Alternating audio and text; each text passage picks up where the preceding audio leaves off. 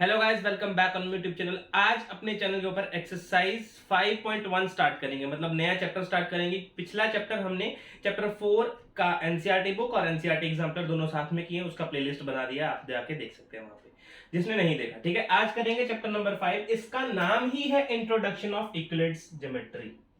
ये एक हमारे ग्रीक के मैथमेटिशियन थे। ठीक है, ग्रीक का मैथ्स इन्होंने सीखा था अपने बाद। ग्रीक के मैथमेटिशियन थे और इन्होंने हमारे पास क्या दिया था, इन्होंने ना हमें दो चीजें दी थी। आज मैं इसका इंट्रोडक्शन पार्ट करवाता। सबसे पहले इंट्रोडक्शन करवाना जरूरी है, क्योंकि ये तो पता होता है सबको कि 2 पॉइंट से एक लाइन बनती है, 1 पॉइंट से इनफाइनाइट लाइंस निकलती हैं, सबको पता होता है, लेकिन रीजन सीखो है। ठीक है, एक इन्होंने बोला था एक्सियोम्स। एक्सियोम्स इसको बोलते हैं सिद्धांत। क्या होता है ये? सिद्धांत। और दूसरी चीज उन्होंने पोस्टुलेट्स बोली थी। पोस्टुलेट्स, ठीक है, सबने पोस्टुलेट्स पढ़े होते हैं, क्या होते हैं। ठीक है, एक्सियोम्स इन्होंने 7 बताए थे और ये इन्होंने 5 बताए थे। ठीक है, तो अभी मैं आपको एक्सियोम्स बताऊंगा क्या क्या बताए थे, और मैं बताऊंगा पोस्टुलेट्स बताऊंगा क्या क्या बताए थे। ये आप नोट कर लो। हम सबसे आज इंट्रोडक्शन पार्ट ही करेंगे वीडियो में। इंट्रोडक्शन बहुत जरूरी है देना। ठीक है, और एग्जाम्स जो होते हैं, जो एग्जाम्स होते हैं ना, सिद्धांत जो होते हैं, पूरे मैथ्स के लिए बनाए जाते हैं। ठीक है, applicable every parts of mathematics, यहां पे लिख सकते हैं आप, applicable for every part of mathematics. Every part of mathematics, कोई भी पार्ट हो मैथमेटिक्स का, ट्रिग्नो हो, चाहे वो ज्योमेट्री हो, चाहे वो कैलकुलस हो, कोई भी पार्ट हो, ये हर चीज पे एप्लीकेबल होता है। ठीक है, और सेकंड जो होता है वो हमारे पास क्या होता है, applicable only on geometry. Postulates जो इन्होंने दिए थे, एप्लीकेबल ओनली ऑन ज्योमेट्री, सिर्फ ये ज्योमेट्री के ऊपर एप्लीकेबल थे।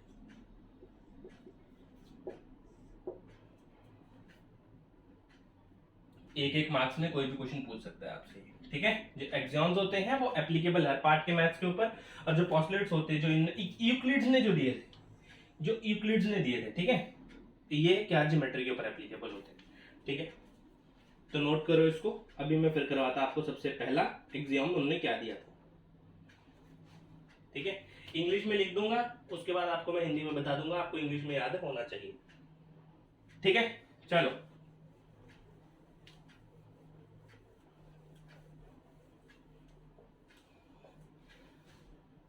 सबसे पहला क्या था, सबसे पहले ने बोला things which are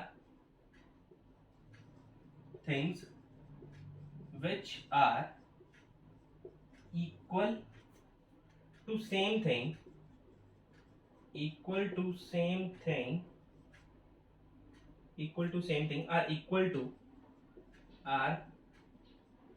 to one another.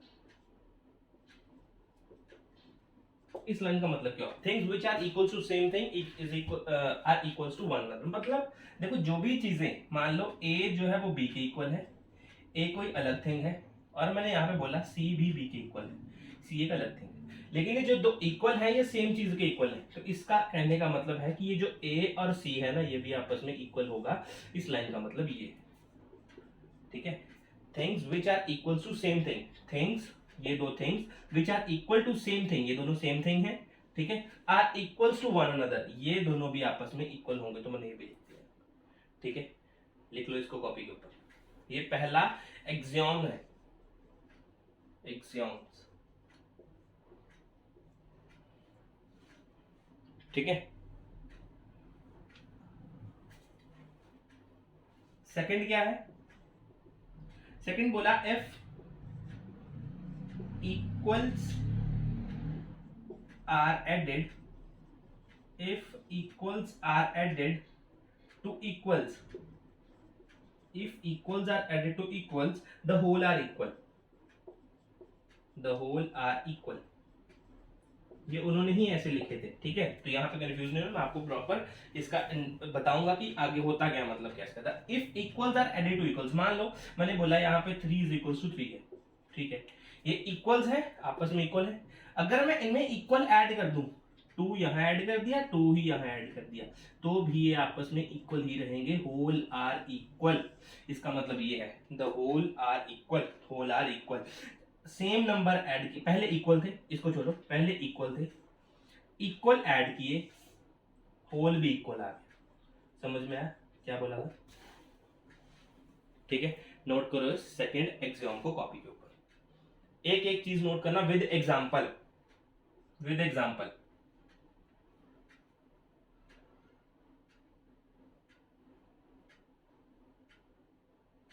ठीक है, इरेज कर लेते।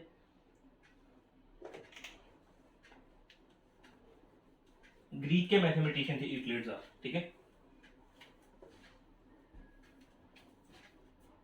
Third, if equals are subtracted, subtracted S U भी लिख दिया, ठीक है, subtracted from equals, ठीक है, जब subtracted from equals the remainder are equal, the remainder are equal, the remainder are equal।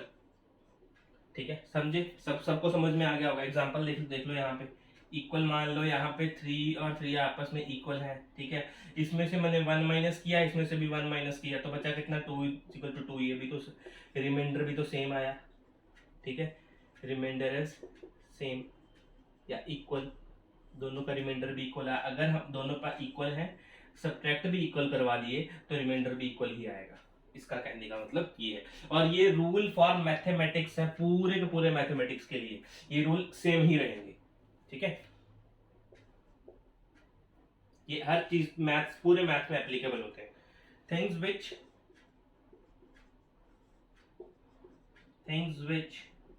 coincide,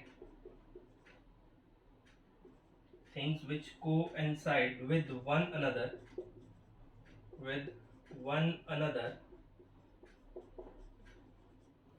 are equal to one another, are equal to one another। अब इसके कहने का यहाँ मतलब क्या है? कोइंसाइड का मतलब पता क्या? यहाँ पे कोइंसाइड का मतलब है सेम, जिसकी शेप नजर आती हो हमारे पास, ठीक है। मान लो कोई सर्कल है, ये सर्कल, ये भी सर्कल, आप देख के बता दोगे दोनों सेम है, ठीक है, अगर इसका रेडियस सेम होगा तो, है ना। अगर इसका रेडियस सेम है, अगर इसका रेडियस सेम है तो मतलब ये सर्कल भी सेम है। थिंग्स विच आर कोइंसाइड, दोनों सेम दिखने को हैं, with one another are equals to one another, same है एक दूसरे के देखने को तो वो इक्वल होंगी एक दूसरे के, ठीक है। मान लो यहाँ पे ए है, ये बी सेम है, ए और बी सेम है, तो अगर मैं इसका ए का ट्रायंगल रेक्टेंगल ऐसा बना दूं, बी का भी तो सेम बनेगा, ठीक है। आपको ये चीज पता लग जानी चाहिए। Things which are coincide with one another, ठीक है, with one another are equal to one another, same दिखने में हो तो वो इक्वल भी होंगी, दिखने में सेम है तो इक्वल भी है। ये मान लो, एक और एग्जांपल लो, ये रहा स्क्वायर, ये रहा स्क्वायर, ठीक है, ये दिखने में सेम है तो ऑफ कोर्स इनका आपस में जो भी साइड वगैरह आप एरिया निकालो वो भी सेम ही निकलेगा, ठीक है। समझ में आया? ये है हमारा फोर्थ एग्जाम, कॉपी पे नोट करो, उसके बाद करते हैं नेक्स्ट।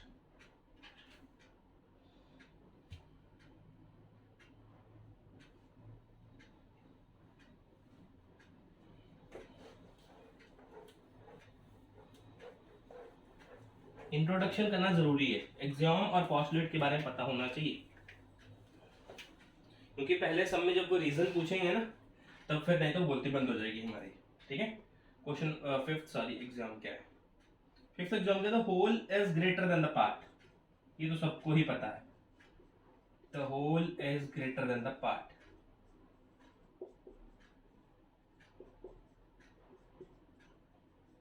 मान लो आपको 100 रुपए दिए मैंने, आप इसका पार्ट में चेंज कर दो, मान लो 50-50 कर दो इनके दोनों के, तो क्या ये 50-100 से बड़ा हो सकता है? कभी भी नहीं हो सकता। इसलिए इन्होंने बोला कि the whole is always greater than part, ये दोनों पार्ट हैं और ये जो आपका होल है ये हमेशा बड़ा होगा, ठीक है। Next, sixth, things which are double, things which are double of the same things, of the same thing are equal to one another, are equal to one another. Things which are double of the same thing.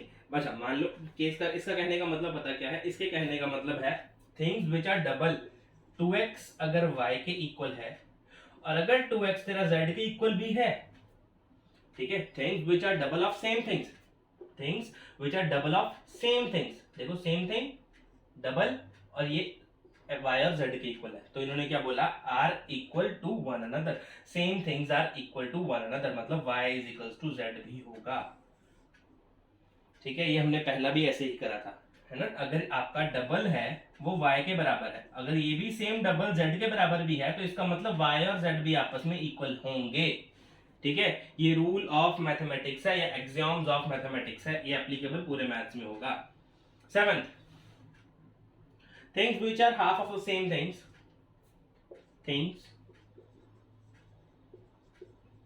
Which are half of the same thing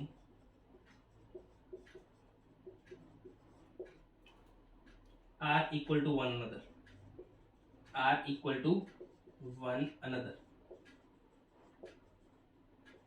समझे समझे, example दूं, अगर 1/2 into x is equals to y है और अगर 1/2 x Z के भी बराबर है तो इन्होंने दोबारा से बोल दिया y is equals to z होगा।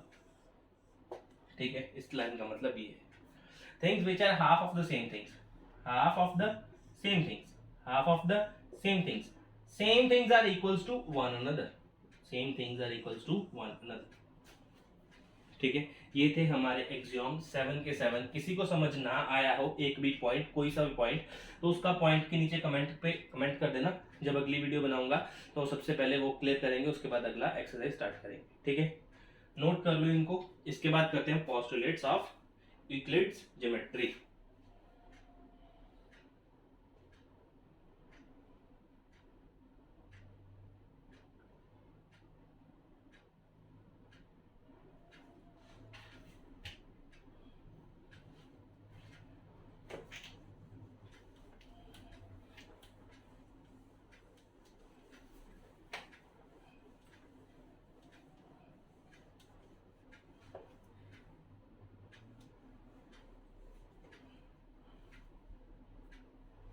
अब करते हैं पोस्टुलेट्स।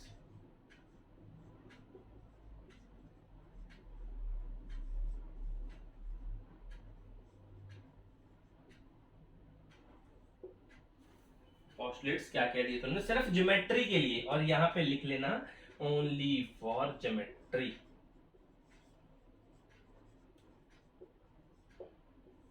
सिर्फ और सिर्फ ज्योमेट्री के लिए दिए थे ना। ठीक है, अब फर्स्ट क्या था, फर्स्ट उन्होंने बोला a straight line, a straight line may be drawn from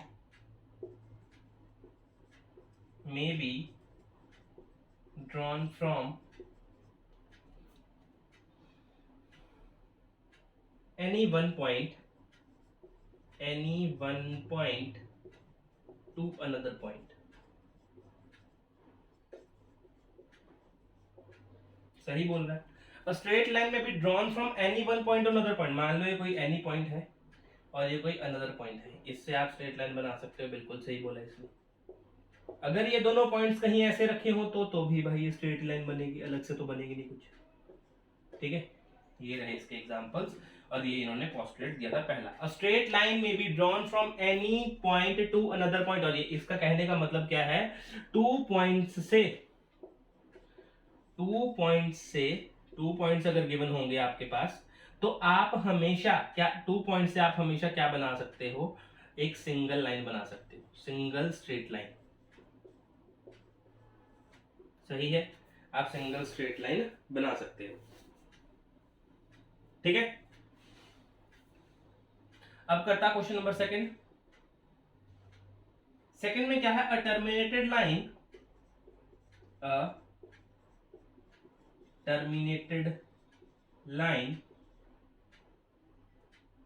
can be reduced infinitely,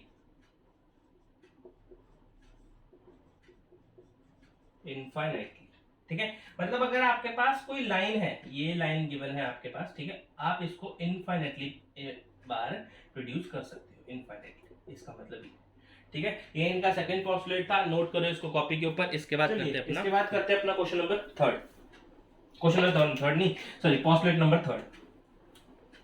इसका थर्ड पोस्टुलेट क्या है, अच्छा पोस्टुलेट है, ठीक है। सेकंड दो पोस्टुलेट समझ में आए सबको, ठीक है। जिसको नहीं समझ में आया, बार बार बोल रहा, नीचे कमेंट करना, ठीक है।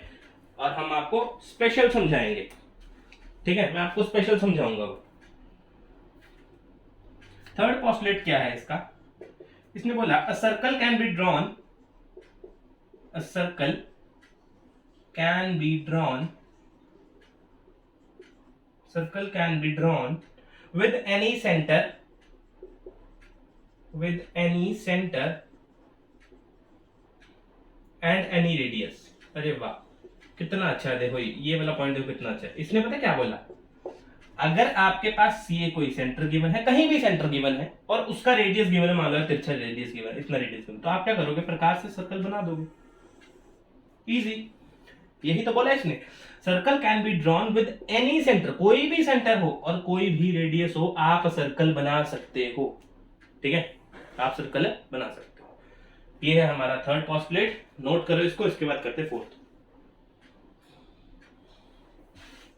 फोर्थ यहीं पे कर देता, मैं लिख देता हूं यहाँ पे, इजी है यहाँ पे। All right angles are equal to one another, are equal to one another, एक दूसरे के साथ वो आपस में इक्वल होते हैं। कैसे, यहाँ पे मान लो ये 90 सेम है, ये 90 भी सेम होगा। अगर मान लो कोई ऐसा 90 गिवन है तो वो भी सेम होगा। अगर मान लो कोई ऐसा उल्टा 90 है, ये 90 में से बन नहीं रहा, ये वाला ऐसे मान लो ये 90, ये भी सेम है, ठीक है। तो ये हमारे चार पोस्टुलेट, चौथा पोस्टुलेट था। इसके बाद सिर्फ लास्ट पोस्टुलेट बचा है, नोट करें इसको, फिर आगे मैं पांचवा लिखता हूँ। और ये सबसे इंपॉर्टेंट है फिफ्थ वाला। इसमें इंग्लिश बहुत ज्यादा लिख रखी है, ठीक है, इंग्लिश का मैं ऊपर नोट करता, आप उसको नोट कर लेना, मैं आपको समझाऊंगा कि क्या लिखा है इन्होंने इंग्लिश में।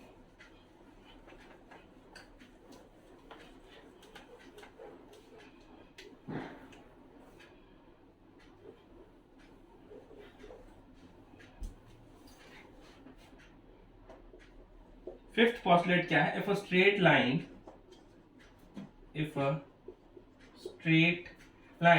falling on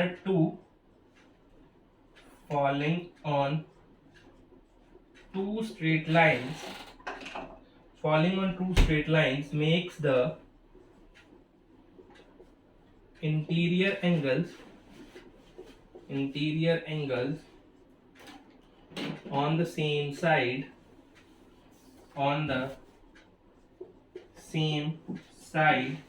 of it taken together less than two right angles। जो इन्होंने इंग्लिश लिख रखी है ना, जो ये बुक में दे रखी है, ये समझ में नहीं आती है, ठीक है, यूक्लिड्स ने लिख रखी है, देखो ये खतरनाक वाली, ठीक है। Then the two straight lines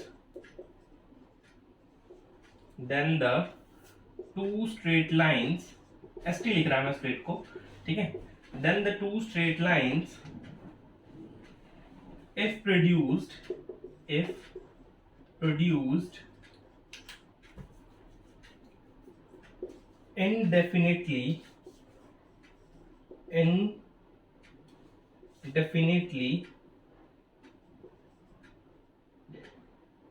meet on that side on which the sum of angles is less than two right angles, ठीक है। ये है हमारे पास सारी कहानी दे रखी है। If a straight line following in the two straight lines, मान लो ये कोई दो स्ट्रेट लाइन है हमारे पास, ठीक है, ये कोई दो स्ट्रेट लाइन है, इसके ऊपर कोई स्ट्रेट लाइन आके पड़ी, ठीक है, मान लिया, हो गया। और उसके बाद क्या इन्होंने बोला, makes the interior angle on the same side, ये वाला इंटीरियर एंगल और ये वाला इंटीरियर एंगल बनाया इसमें, ठीक है। ये बनाया ए और बी, ये बनाया सी और डी, मान लो, ठीक है। और क्या बोला, on the same side less than of, यहां पे a प्लस बी हो गया, यहां पे c प्लस डी हो गया, ठीक है। यहाँ a प्लस बी, यहाँ पे c plus d, less than the two right angles. Two right angles का मतलब 180 डिग्री होगा। टू राइट एंगल्स का सम कितना होता है, 180 डिग्री। अब मेरी बात सुनो, अब हिंदी में बात सुनो मेरी, मैं क्या बोलना चाह रहा।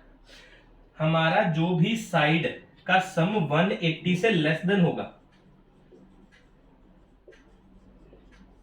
इंटीरियर एंगल्स का सम जिस साइड से भी 180 डिग्री से लेस होगा, अगर मैं उस साइड में लाइंस को बढ़ाना स्टार्ट करूं तो कोई ऐसा पॉइंट आएगा जहां पे वो लाइन आपस में मीट करना स्टार्ट कर जाएंगी, ठीक है। यही इन्होंने इतने बड़े इंग्लिश के पत्थर में लिखा हुआ है, ठीक है। यही क्या इन्होंने इतने बड़े पत्थर पे लिखा हुआ है, ठीक है। ये था हमारा पोस्टुलेट्स ऑफ यूक्लिड्स। आज का इंट्रोडक्शन पार्ट यहीं तक है, ठीक है। मिलते हैं कल इसकी एक्सरसाइज 5.1 के साथ, इसको पढ़ के आना, क्वेश्चन बहुत इजी लगेंगे, ठीक है। मिलते हैं अगले वीडियो में एक्सरसाइज 5.1 के साथ, तब तक अलविदा, थैंक यू।